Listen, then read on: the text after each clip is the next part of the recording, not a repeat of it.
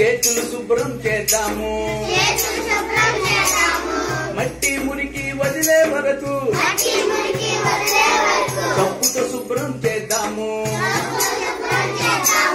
కంటికి కానని రోగజీవులు చేతి మురికిలో పోతుంటాయి వీడియో తీసిన ఫోటోలు బలిగొంటాయి పాలల్లారా అందరము